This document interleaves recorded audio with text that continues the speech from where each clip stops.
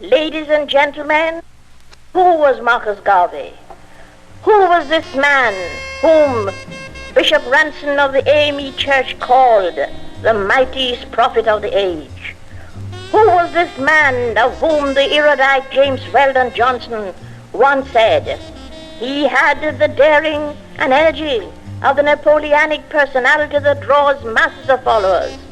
He stirred the imagination of the masses as no other leader ever had. In the course of time, this man, Garvey, brushed aside the Goliaths of the first independent nation in the Caribbean, and he became Jamaica's first national hero. Who was Marcus Garvey? Marcus Messiah Garvey was a man earthbent for the eternal search of oneness with the universe. He was born at sunrise in the beautiful garden parish of St. Anne, Jamaica, West Indies, on the 17th day of August, 1887, near the falls of the roaring river, where he grew with nature and drank much of her inspiration. He was of humble birth and was the 8th child of Sarah and Marcus Messiah Garvey Sr. Garvey was born in an atmosphere of prophecy.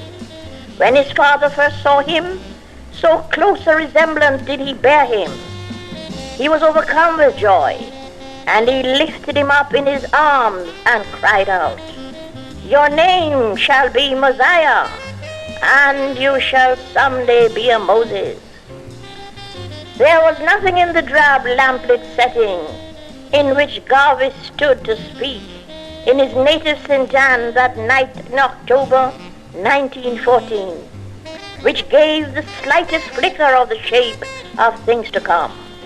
No one present, not even Garvey himself, believed that the stern-faced man standing so nervously before him in Jamaica would someday hold a star aloft and urge millions to gaze on it and follow him.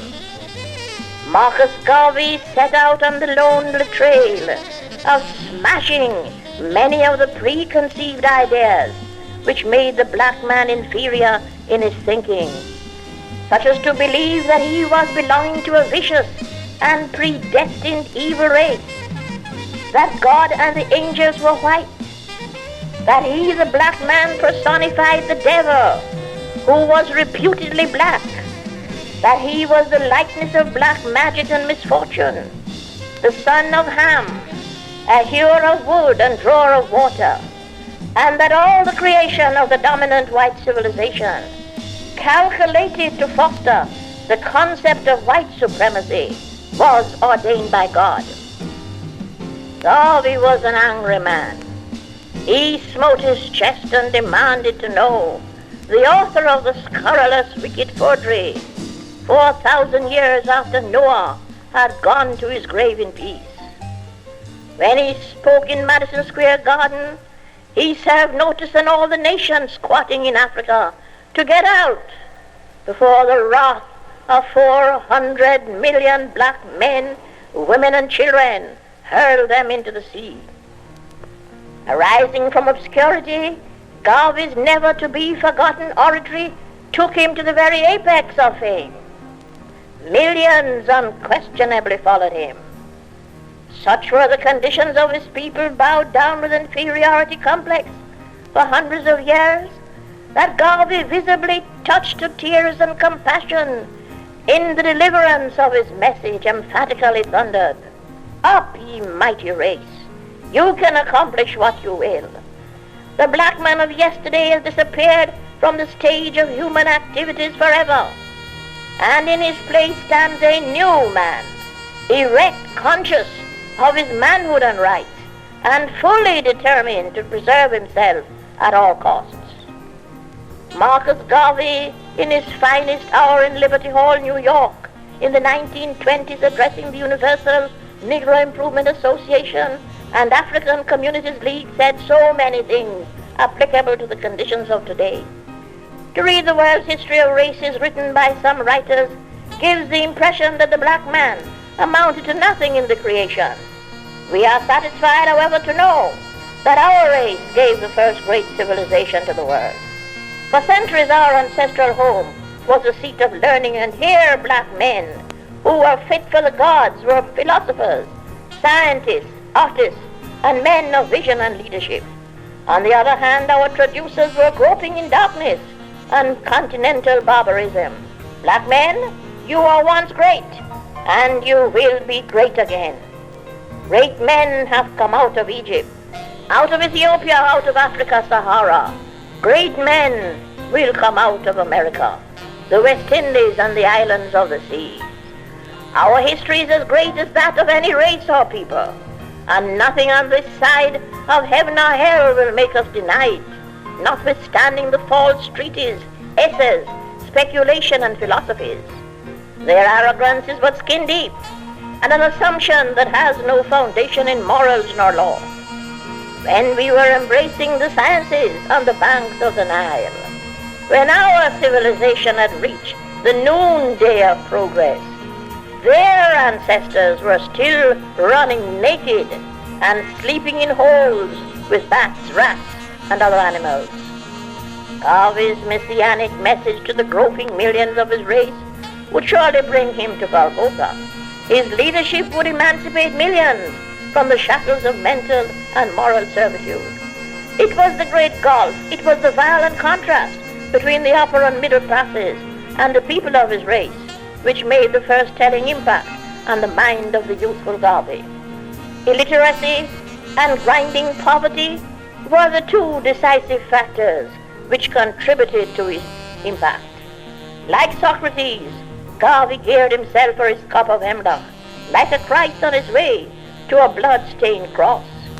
Before his death, however, in 1940, he would have the satisfaction of knowing that a squalid century after the emancipation of 1838, the men and systems against whom he fought such a good fight had lost forever their footing on the ladder of imperial and economic power. Marcus Garvey left you a special message, my children. Let no voice but your own speak to you from the depths. Let no voice but your own rouse you in time of peace or war. Hear all, but attend only to that which concerns you. Your allegiance shall be to your God, your race, your country. Remember that the Jew in his political and economic urge is always first a Jew. The white man is first a white man under all circumstances, so you can do no less. Be black, buy black, think black, and all else will take care of itself.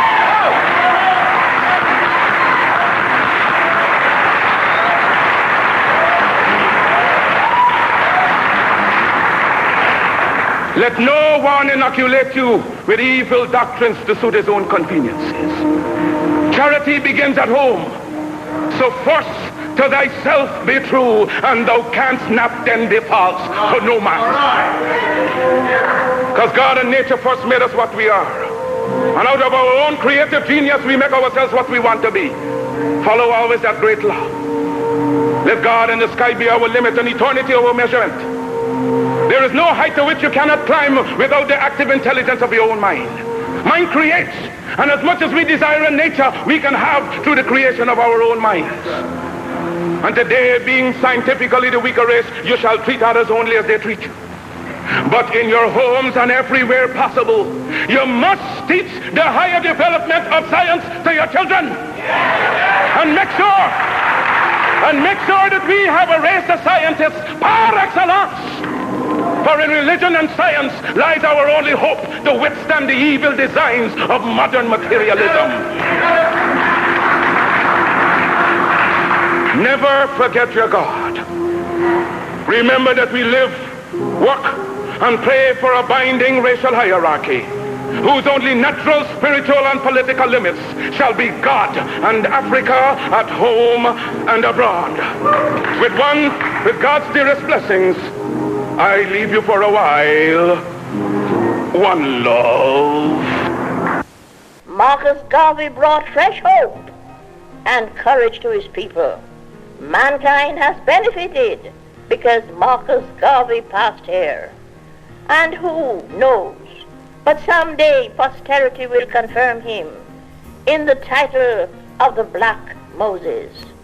Then millions of black men, women, and children will make the pilgrimage to his shrine in Jamaica, for they will have come to pray and kneel at the tomb of the father of African independence.